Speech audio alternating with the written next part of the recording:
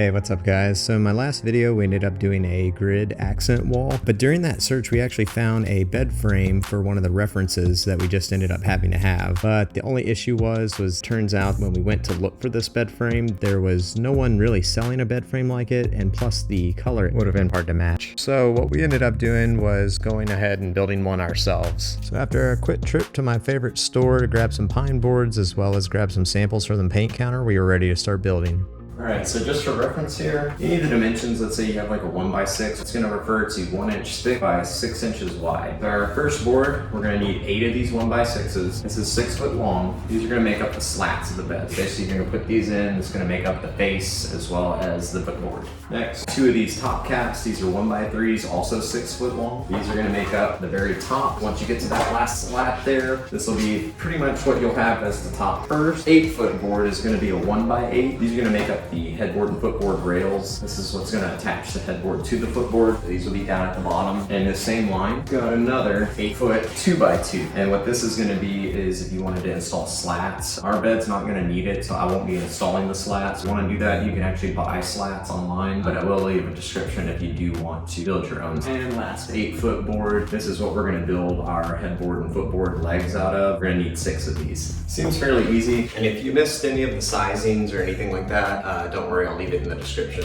So starting with our 1x4s, which are the 8 foot long boards, we're going to go ahead and cut down 50 inches so that we can get 6 headboard legs, and then we'll do the exact same thing but for 23.5 so that we can get the footboard legs.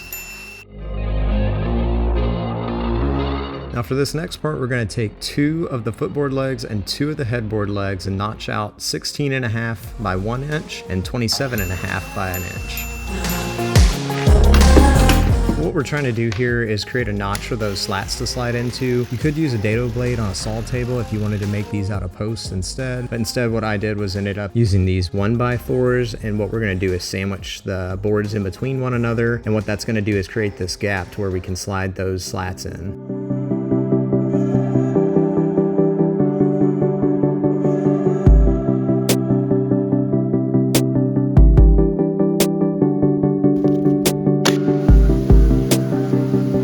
Now what we're going to do is we're going to take our 1x6s and cut them down from 6 feet down into 62 inches. And these are what are going to make up our headboard and footboard slats. And now we're just going to take our pocket jig with a drill and drill pocket holes on each end of the slats.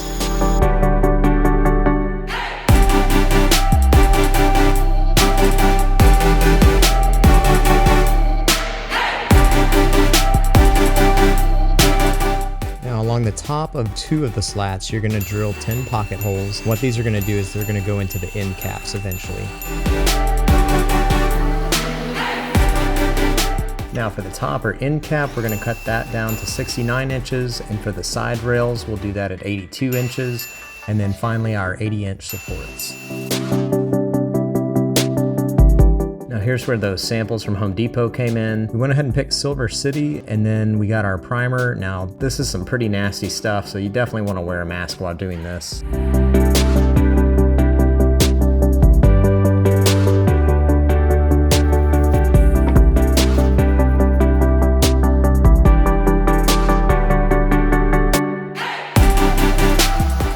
Boards primed and sanded, we were ready to start using some of our DAP. Now this is going to be a plastic wood. It's going to help fill in those gaps that you see here.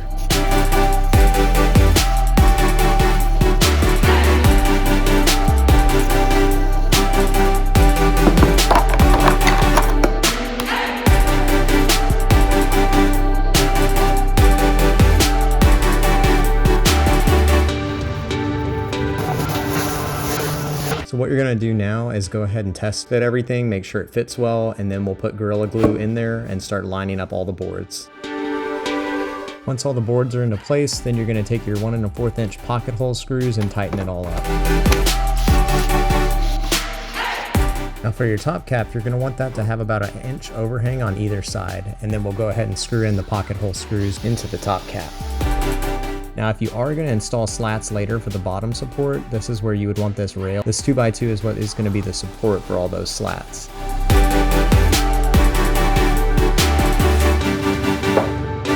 Now for the bed hardware, you can really use any, but I'll leave the one we chose in the description below. Now you're going to want to measure wherever you want your box springs to land or whatever frame you have. In this case, mine is 9 inches, and so we're going to install this bracket right here at 9 inches.